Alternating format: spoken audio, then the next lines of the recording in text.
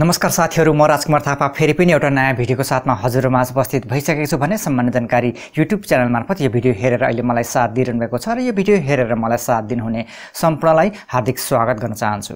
साथीहरु, आजको यो भिडियोमा हजुरले थम्बनेलमा देखे जस्तै हामीहरूले ल्यापटप पीसी कम्प्युटरमा कसरी फेसबुक मेसेन्जरलाई प्रयोग गर्न सकिन्छ भनेर एउटा जानकारीको भिडियो आजको यो भिडियो मार्फत म हजुरमाझ पस्कन गरेको छु। आशा छ यो भिडियो हजुर हामीहरूको लागि उपयोगी हुनेछ। त्यसोभए कसरी प्रयोग गर्ने त ल्यापटप पीसी कम्प्युटरमा फेसबुक मेसेन्जर, आजको विषयको भिडियोतर्फ लागौं।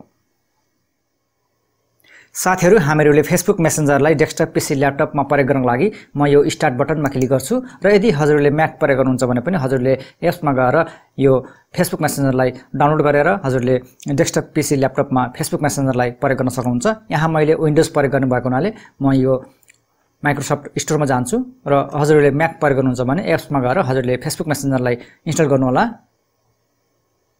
हजुर साथीहरु, यहाँ रहेको छ माइक्रोसफ्ट स्टोर, म यसमा क्लिक गर्छु।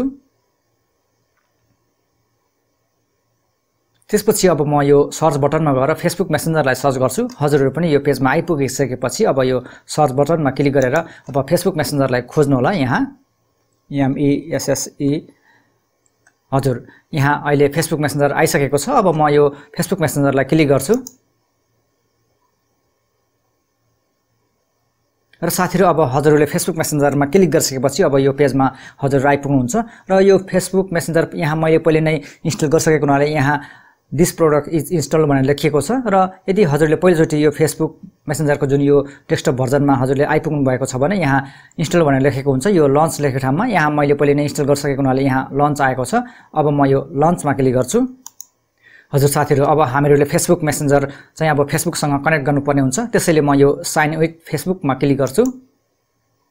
त्यसपछि अब हामीहरूले यहाँ आफ्नो फेसबुकको इमेल र पासवर्ड राख्नुपर्ने हुन्छ, इमेल वा फोन नम्बर। त्यसपछि यहाँ पासवर्ड राख्नुपर्ने हुन्छ। म यहाँ मेरो इमेल वा अथवा फोन नम्बर राख्छु म फेसबुकको।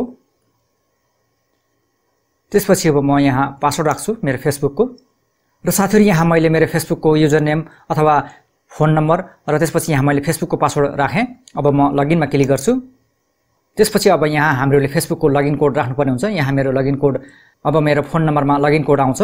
अब म यहाँ लगइन कोड राखिसकेपछि अब म फेसबुकको मेसेन्जरभित्र प्रवेश गर्न सक्छु।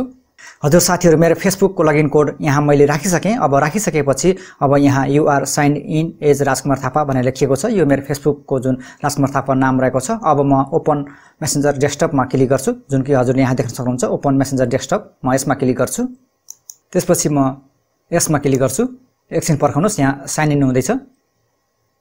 हजुर साथीहरु, अब यहाँ हजुरले देखिहाल्नु भयो अब फेसबुक मेसेन्जर डेस्कटपमा आइसकेको छ। डेस्कटप पीसी ल्यापटपमा यसरी हामीहरूले फेसबुक मेसेन्जरलाई प्रयोगमा ल्याउन सक्छौं। हजुरलाई फेसबुक खोल्न आवश्यक छैन, सिधै हजुरले फेसबुक मेसेन्जर अब डेस्कटपमा सजिलैसँग प्रयोग गर्न सक्नुहुन्छ। हजुरले चाहे त्यो म्याक प्रयोग गर्नुस् अथवा विन्डोज प्रयोग गर्नुस्, दुवैमा हजुरले यो फेसबुक मेसेन्जर पाउन सक्नुहुन्छ र प्रयोगमा ल्याउन सक्नुहुन्छ। हजुर, अब यसरी हजुरले फेसबुक मेसेन्जर डेस्कटप पीसीमा ल्यापटपमा प्रयोगमा ल्याएर अब सुविधा उठाउनुहोस्।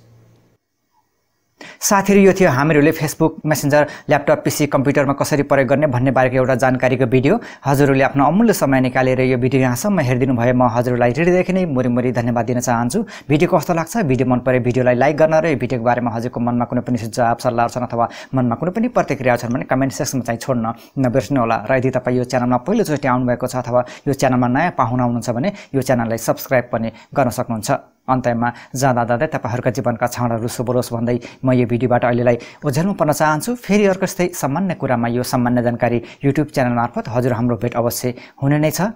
हस्त, जय नेपाल, नमस्कार।